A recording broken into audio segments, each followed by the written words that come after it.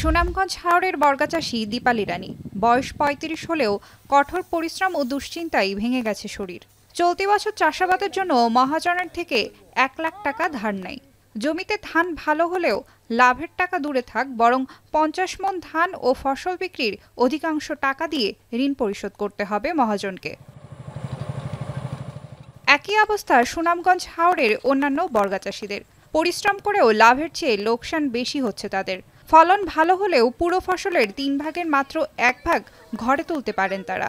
বর্গাচাষীরা জানান, যদি সরকারিভাবে বিনামূল্যে সার ও বীজ পাওয়া যেত আর জমির মালিকরা অর্ধেকের কম ফসল তাদের কাছ থেকে নিত, তাহলে কিছুটা হলেও লাভের মুখ দেখতেন। ৭০-৮০ মণ ধান নিতাম, পারবো এখানে ৫০ মণ ধান দেখলাম অনেক টানে নেই, এটি নিয়ে ফুটারে নিয়ে মালিকরে দেওয়া যদি 2টা থাকে তাহলে ওগুন নিয়ে বাচ্চা কাচ্চা দিতাম আর কি। আর 6 মাস কষ্ট করে ৩-৪ জন মানছি ৪০ মণ ধান খুলতে নাই। ৬-৭ হাজার টাকা মনে হলে বছর গুইরা থাকে।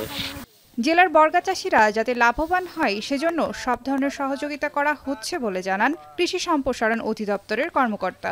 বর্গাচাষীরা তার জীবন মান উন্নয়ন করার জন্য আমরা বিভিন্ন পর্যায়ের কর্মসূচি গ্রহণ করে থাকি। তার মধ্যে রয়েছে বিভিন্ন প্রদর্শনীর ব্যবস্থা, বিভিন্ন প্রকল্পের। এর মধ্যে আমরা এদেরকে বিনামূল্যে বীজ এবং সার সরবরাহ করে থাকি এবং এদেরকে সার্বক্ষণিক একটা তত্ত্বাবধানের মাধ্যমে যাতে এরা স্বাবলম্বী হতে পারে, এদেরকে আমরা আমাদের কর্মসূচি আওতায় নিয়ে এসেছি। চলতি বছর সুনামগঞ্জ হাওরে ধান উৎপাদন হয়েছে ২,২৩,৪১০ টন, যার বাজার মূল্য প্রায় ৪,৫০০ কোটি টাকা।